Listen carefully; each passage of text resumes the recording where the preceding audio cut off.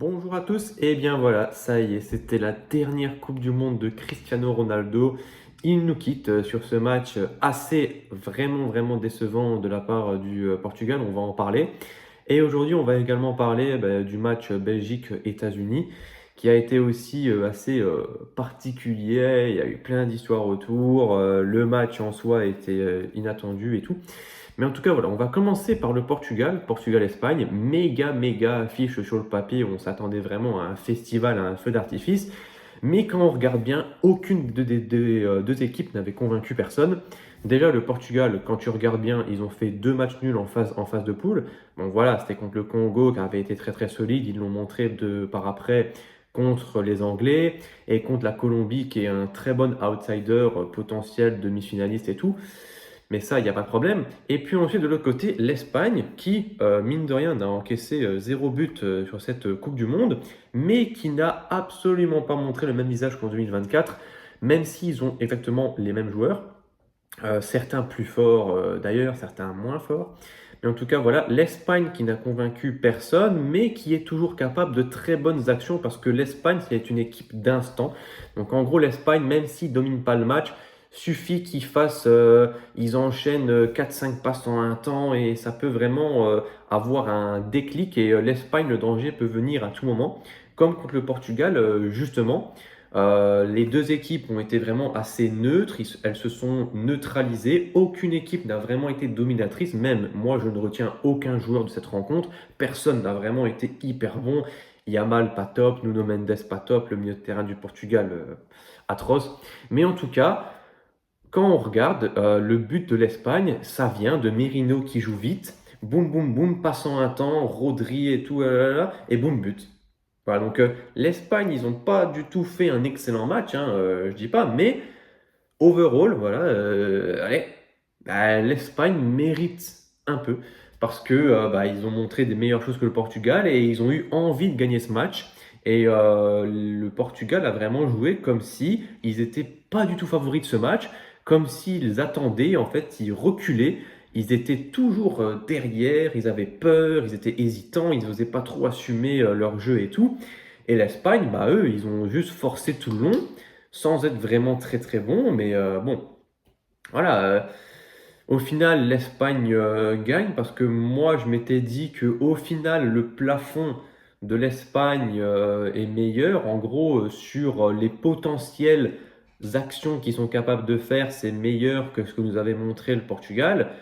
Et même quand tu as un joueur comme Yamal qui à tout moment peut te faire un dribble, une passe extérieure ou quoi, un Oyarzabal qui peut te mettre ton but à tout moment, Pedri, Rodri qui peuvent te trouver une passe, Olmo il peut te faire un contrôle orienté, Cucurella, vraiment le danger en Espagne peut venir de partout, ce qui n'est absolument pas le cas du Portugal. Déjà ce milieu de terrain hyper neutre, hyper plat, franchement Vitinha, Neves, mais c'est quoi ces fantômes? Les mecs, c'est des starlets de pacotille parce qu'au PSG ça fait bien les fiers et tout, mais quand tu dois prendre tes responsabilités sur le terrain, mouiller le maillot, là vraiment il n'y avait rien. Vitinha, Neves, ils n'ont pas mouillé le maillot sur cette Coupe du Monde. Franchement, qu'est-ce que c'était plat. On attendait vraiment beaucoup plus d'eux. Et Nuno Mendes aussi, on attendait plus de lui, même si peut-être qu'il a été bridé par Martinez, qui est vraiment un excellent coach de merde. Eh ben, peut-être que Martinez, il lui a dit monte pas trop et tout. Il avait certainement moins de liberté offensive qu'au PSG, parce que quand tu vois qu'au PSG, il est toujours en train d'attaquer et tout, là, il restait vraiment défenseur droit. Limite, il avait peur de dépasser le milieu de terrain. Eh ben, franchement, quand tu regardes ça, c'est pas possible, hein. Franchement, le milieu de terrain du Portugal, quelle déception. Sur papier, c'est le meilleur de la compétition. C'est le meilleur de la compétition, meilleur que celui anglais, mais sur le papier, sur le papier, malheureusement. Parce que João Neves, on va revenir à lui, quand c'est pour dire à Ronaldo, c'est un joueur comme les autres et tout, il doit jouer comme nous, bah tu vois aussi, il joue comme tout le monde en fait. Parce que Ronaldo, c'était le seul qui avait envie de gagner. Enfin, Ronaldo, c'est le seul, tu vois que ce match lui tenait à cœur. Les joueurs du PSG, Vitinha Neves, Vitinha il sort, rien à foutre, le mec il est même pas dégoûté, il se dit même pas putain peut-être qu'on va perdre. Non les mecs ils en ont rien à foutre, ils se disent oh allez c'est un match en moins, maintenant je retourne au PSG. Mais bande de merde, va, vous avez aucun respect des anciens, aucun respect de la nation, des supporters qui ont fait le déplacement, vous êtes vraiment minables, exécrables, des petites starlettes de rien du tout. Vraiment nul, nul, nul, nul, nul. Dès qu'on vous sort de votre petite équipe où tout va bien, là, bizarrement, ça va mal. Aucune prise d'initiative. Vraiment, Vitinha, João Neves, aucune prise d'initiative. Aucun moment envie d'accélérer le jeu, passer la deuxième, commencer à bien jouer. Bruno Fernandes aussi, c'est vraiment n'importe quoi ce mec. Ce mec, il a vraiment trop le seum que Ronaldo, il lui ait volé un peu ses buts quand il était revenu à United. Et là, ça y est, le mec, il a vraiment trop le seum, il veut jouer pour lui et tout. Il fait jamais de passe à Ronaldo. Ce milieu de terrain vraiment égoïste, qui pense qu'à lui et vraiment qui n'a même pas le sens de l'équipe. Franchement, vraiment dégueulasse cette mentalité de la part de ces joueurs-là. Et bah, les attaquants, ils manquaient de peps, hein. Franchement, ça manquait de vitamine un peu. Pedro Neto, c'est bien, des fois ça déborde, ça te fait des centres, mais tu gagnes pas une Coupe du Monde avec Pedro Neto. Léao Félix, un match sur deux, c'est bon. Mais Léao manque d'idées aussi. En même temps, frère, tu te reposes sur un mec qui fait une mauvaise saison dans son club et que depuis quelques années, il est plus vraiment très bon. Même l'AC Milan, ils l'ont mis en vente. Ils l'ont mis en vente, pardon. L'AC Milan, ils sont vraiment pas ouf. Ils n'ont pas beaucoup de joueurs et même ils vendent Léao. Tellement il est nul, ils n'en peuvent plus de lui, ils le vendent et toi tu le mets en mode c'est lui, il va tout faire en mode Vinicius là. Et Félix, bah non, non, non.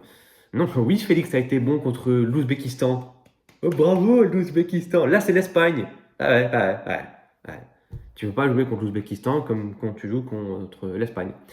Donc voilà, franchement, pas énormément de choses à dire sur ce match. Match très ennuyeux, franchement, mais c'était un match qui allait se jouer sur des détails. Et le détail aura été ben, la faute de Bernardo Silva qui est hors poste et le fait que Merino a joué vite son coup franc et que les Portugais, au lieu de se replacer, râlent et tout. Ruben Dias qui sort trop vite et personne vient pour. Il y a un énorme trou. Bon, c'est fou. Vraiment, la défense portugaise assez bof. Assez bof aussi, pas hyper rassurante, pas hyper sûre d'elle, pas comme l'Espagne. Donc au final, on va pas passer 3 heures sur ce match, mais bon, bah, voilà, au final, Coupe du Monde ratée hein, du Portugal, hein, ratée complètement, même contre la Croatie en vrai. Et la Croatie se fait annuler 3-4 buts hors jeu. La Croatie, deuxième mi-temps, il roule sur le Portugal. Quand tu vois que le Portugal, il gagne sur un penalty et un centre heureux en fin de match, boum tête, et bah, bref, ça, c'est vraiment les buts, je peux pas me les voir. C'est vraiment des buts au petit bonheur, la chance. En fait, tu aucune solution, t'arrives pas. Décalage, centre, oh, allez, allez, allez, centre, centre, centre. Ah, bah, bah, but, bah. Le mec, juste, tu centres et tu espères. Il n'y a aucun plan de jeu, c'est vraiment misérable, c'est minable. Enfin, franchement, s'en remettre à ça pour mettre des buts. Enfin, franchement, et le Portugal, tout le long du tournoi, c'était ça, hein. C'était vraiment. À chaque fois sur les côtés, centre. Sur les côtés, centre. Sur les côtés, centre. Toujours, toujours, toujours. C'est pas possible. Avec un milieu de terrain comme le tien, comment tu passes pas plus au milieu, avoir plus de jeu vertical? Non. Très, très, très, très stéréotypé. En même temps, quand tu as le coach que tu as, cet énorme coach de merde, Roberto Martinez, le mec, quand tu vois la première mi-temps, t'as pas envie de changer. Enfin, je sais pas, la première mi-temps, elle est complètement à chier, tu changes rien. Tu changes rien et les changements, faut en parler, hein. C'est quoi ces changements de merde? Enfin, pourquoi Gonzalo Ramos n'est pas là? Pourquoi tu fais rentrer Bernardo? C'est ton dernier changement. Ton dernier changement, tu es en train de galérer, tu fais rentrer Bernardo Silva, il est droit. Ouais. C'est du changement. Bravo Roberto. Et même en 2018, on dit ouais, mais avec la Belgique 2018, c'est grâce à Thierry Henry, les gars. Parce que quand vous regardez bien, en 2018, il y avait Thierry, il y avait Roberto. À partir de 2021, l'Euro, hein, il y avait Roberto, mais il n'y avait plus Thierry. Et bizarrement, ça n'a pas été. Ça n'a marché que quand il y avait Thierry et Roberto. Quand il y avait que Roberto et pas Thierry, ça n'a pas marché. Donc moi, je pense que Thierry Henry, voilà, c'était vraiment lui, notre Factor X, et tout, voilà. Donc justement, ça fait une très bonne transition pour parler du match de la Belgique. Donc Belgique-États-Unis, sur le papier, États-Unis étaient assez largement supérieurs de par ce qu'ils avaient montré en poule et même les 4 premiers matchs pour l'instant. Quand on regarde les États-Unis, les 4 premiers matchs, très bien, beau jeu et tout, franchement, pas énormément de choses à dire. La Belgique, les 4 premiers matchs, archi dégueulasse tous les matchs. Tu fais 2 matchs nuls, tu as 5 points, tu es 1er de ta poule, comprendra qui pourra. Et après, contre le Sénégal, il aura fallu un miracle qui ne se produit que tous les 50 ans pour avoir ça. Parce que me parlez pas de Belgique-Japon, parce que c'est pas pareil. Déjà, les buts, on les met sur une grosse vingtaine de minutes. Et même, on mérite un peu contre le Japon parce qu'on joue vraiment mieux. Là, contre le Sénégal, on met 2 buts en 2 minutes et en 5 minutes. Et bah, c'est vraiment, on se fait marcher dessus et c'est encore 2 buts de chance. Enfin, c'est pas de la chance, mais c'est 2 buts. Allez, on sait plus quoi faire. Boum, centre de la surface, tête goal 2 fois. Ouais, bien joué. Voilà, moi j'ai du mal avec ces buts. Voilà, vous pouvez penser autrement. C'est pas parce que vous pensez que vous avez raison. De toute façon, c'est pas parce que je pense que j'ai raison. C'est je pense, tu penses. Si je pense que 1 plus 1 fait 3, ça veut pas dire que j'ai raison. Et voilà. Donc voilà. Donc la Belgique, pas vraiment fan de cette équipe qui choisit ses matchs, un peu une équipe hein. Et bon, pas vraiment emballé par cette Belgique, vraiment pas ouf. Mais force est de constater que hier, ils ont fait un bon match. Voilà, ils ont fait un bon match. Ils étaient sur tous les ballons. À chaque fois, le contre-pressing était très bon. Il y avait enfin une bonne entente entre les joueurs. Et celui qui a parié doublé de De Ketelaere, vraiment, appelle-moi. Appelle-moi, parce que vraiment, il faut qu'on parle des produits que tu prends. Mais en même temps, bah, qui avait prévu que Trossard allait faire un match comme ça, que Raskin allait faire un match comme ça. Et même la défense a été très bonne, rassurante, rien à dire. Mais en même temps, les États-Unis n'ont jamais commencé leur match. On dirait que les États-Unis étaient bloqués éternellement dans les 5 premières minutes du match. En gros, tu commences à un peu débloquer ton jeu, tu commences à mettre les choses en place. Et bien, eux, ils sont restés de ça dans tout le long. Ils n'ont absolument pas commencé leur match. Ils n'ont vraiment pas du tout posé leur jeu. Je pense pas que c'est parce que la Belgique a tellement bien joué qu'ils n'ont rien pu faire. Non. En gros, la Belgique, oui, a fait un bon match, mais sans opposition. Et même, ils ont quasi jamais joué comme ça. Je n'ai jamais vu la Belgique jouer comme ça, même en 2018. Donc, bah, en vrai, faut pas prendre ce match comme exemple pour pronostiquer Belgique-Espagne, car c'est un match unique de la Belgique, unique en son genre. Et même Tillmans qui dit que l'affaire Balogun du retrait de carton rouge nous a motivés à nous dépasser. Ah ouais, en gros, donc tu vois, faut qu'il y ait cette histoire pour que ça te motive. Un huitième de finale de Coupe du Monde, ça te motive pas, bah non. Comme je le dis, équipe de, hein. Donc voilà. Et puis ensuite, bah bon, Espagne, Belgique. Moi, j'ai une petite phrase à dire. Il faut pas forcément miser sur la Belgique, mais il ne faut jamais parier contre la Belgique. Parce que la Belgique est capable du meilleur comme du pire, mais très souvent du pire. Mais quand ils sont capables du meilleur, on ne s'y attend souvent jamais. Donc voilà, parce que généralement, exemple tout bête, hein, les phases de groupe, Belgique-Iran, on se dit la Belgique gagne 3-4-0, easy, sans problème. Match nul. Donc voilà. Là, tu avais misé sur la Belgique et ça n'est pas passé. Donc voilà, j'ai dit, il ne faut pas forcément miser sur la Belgique. Et là, Sénégal, États-Unis, tout disait que la Belgique n'était pas favori, que les équipes adverses allaient gagner. Donc du coup, toi, tu paries contre la Belgique et ben, ce n'est pas passé. Donc voilà. C'est une phrase assez philosophique qui se vérifie de par plusieurs exemples. Mais en tout cas, voilà. Donc moi, franchement, impressionné de la Belgique, parce que qui s'attendait à ce match? Personne. Qu'il parle maintenant ou se taise à jamais. Et bah, États-Unis, hyper décevant. Et je pense que l'affaire Balogun n'aura pas aidé à les mettre dans une bonne position. Et en tout cas, bah, bon voilà, les 3 pays hôtes éliminés consécutivement à la suite. Et donc voilà, la Belgique, malgré elle, qui se retrouve en quart de finale, alors que pour moi, ils n'ont rien à faire là. Même s'ils sortent en poule, bon, c'est mérité, en vrai. Mais donc voilà, donc Belgique-Espagne, match assez dur à pronostiquer, mais bon, bah, pour la troisième fois de suite, je vais dire, l'Espagne est meilleure et l'Espagne est favorite et la Belgique devrait se faire taper. Mais ça serait parier contre la Belgique, donc c'est voilà, retenez bien cette phrase, faites-la tourner dans votre tête plusieurs jours et voilà. Mais bon, Que dire pour conclure? Bravo à la Belgique. En vrai, est-ce que je peux parler de Mexique-Angleterre?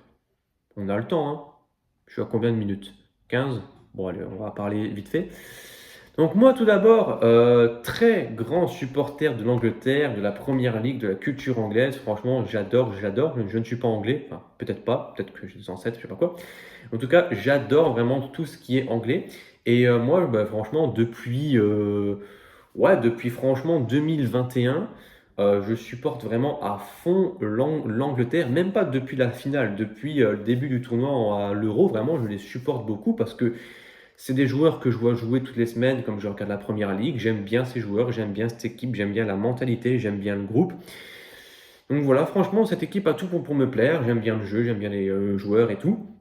Et donc là, une fois n'est pas coutume, je les supporte encore également pour cette Coupe du Monde et j'espère qu'ils la gagneront. It's coming home, comme on dit.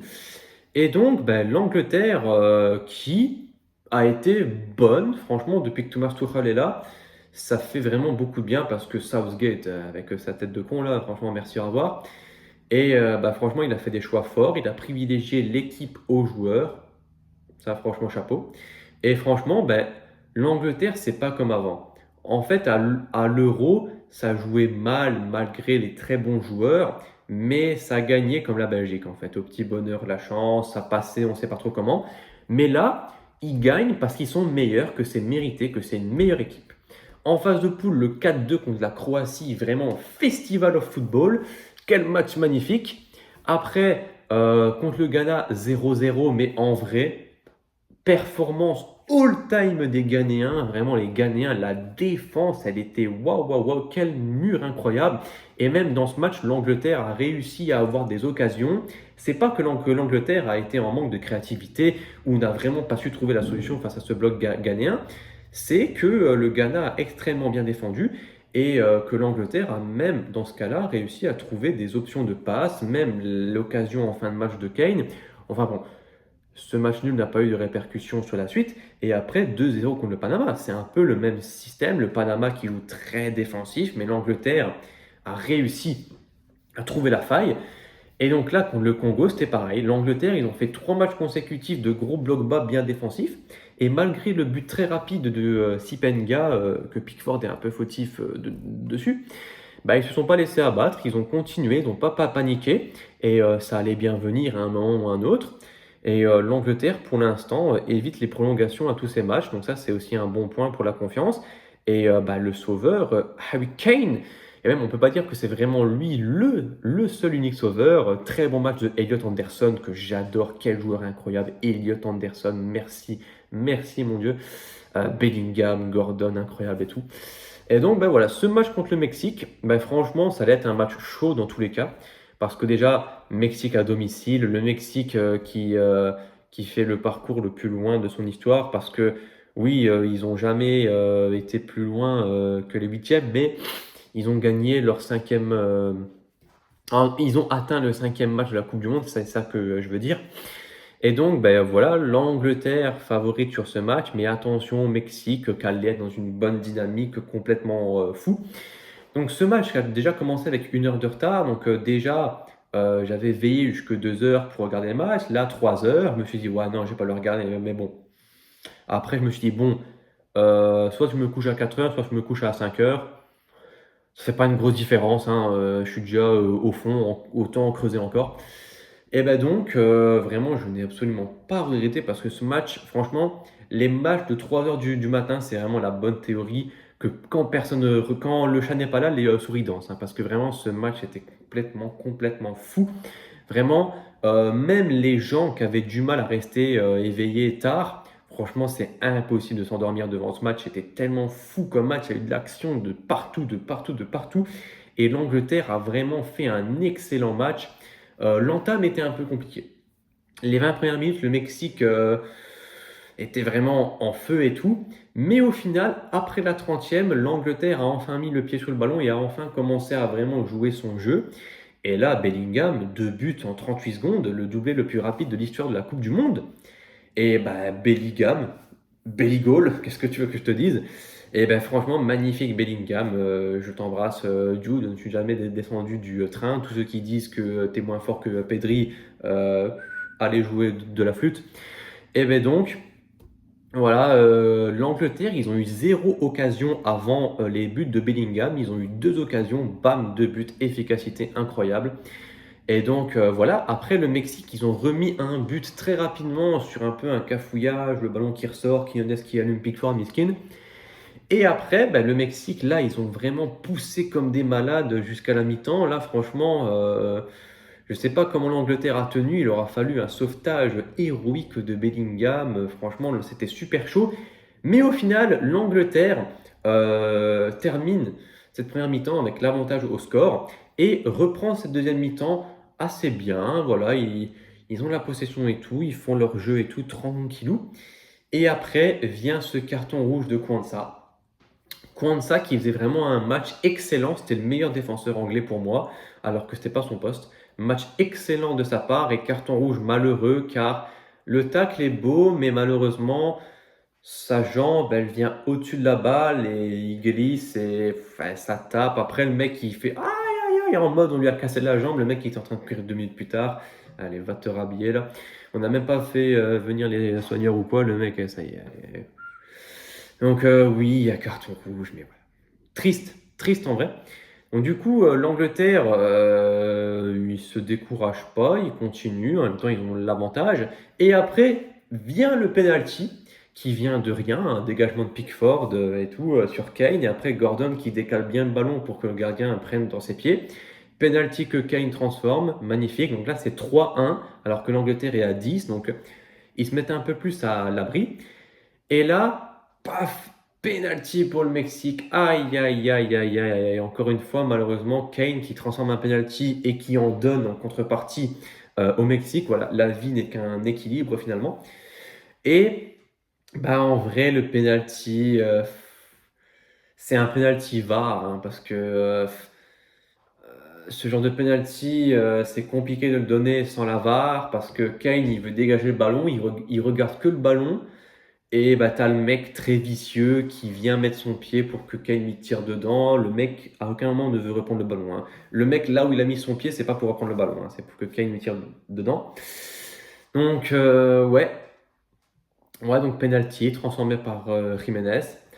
Et puis ensuite, bah, là, l'Angleterre, en voyant que le Mexique poussait, bah, Tourelle, il a fait rentrer deux défenseurs, Dan Burn et John Stones. John Stones qui a vraiment fait une superbe entrée. Alors je sais bien que Stones et Burn ne sont pas rentrés en même temps, mais... Et ils ont aussi fait rentrer Spence, qui était un peu blessé, mais bon, ils n'avaient plus trop le choix. Ah ouais, l'Angleterre, très malheureux. Hein. Ils ont perdu Livramento avant le tournoi. Ils ont perdu James après le premier match. Kwanzaa qui s'était blessé. Puis ensuite, Spence qui du coup joue défenseur gauche mais qui là joue à droite, s'est blessé. Donc c'est Kwanzaa qui est revenu, Kwanzaa qui prend un rouge, donc c'est Spence qui devra revenir alors qu'il est blessé. Vraiment la galère au niveau du poste de défenseur droit en Angleterre, wow. C'est vraiment un acharnement, un acharnement. Mais donc, enfin, bref, donc là, l'Angleterre, à partir de la 75e, a vraiment fermé boutique, tout le monde derrière et on ne bouge plus. Et là, mais quelle performance héroïque de l'Angleterre, je le dis, héroïque. Car en plus, il y a eu 11 minutes de temps additionnel. Donc l'Angleterre, ils sont restés comme ça pendant 25 minutes. Hein. 25 minutes où l'Angleterre a dépassé 2 ou 3 fois le milieu de terrain. Et vraiment, le Mexique, c'était un canon à centre. Ils finissent ce match à 52 centres. Et même, c'est dommage parce que tu es à 10 et tu fais que des centres. Tu vas ni me dire que tu aurais pu essayer autre chose. En plus, ils avaient le temps. C'est pas comme si c'était la dernière minute, il faut tout tenter. Donc, un peu mal joué de la part du Mexique, mais en même temps, ils étaient un peu dans l'euphorie. Et l'Angleterre, mais quelle performance! Tout le monde a été héroïque, zéro erreur. Pickford, match de patron.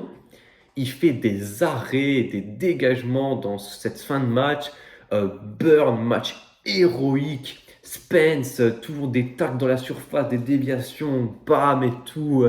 Elliot Anderson, Stones, sauvetage, dégagement incroyable et tout.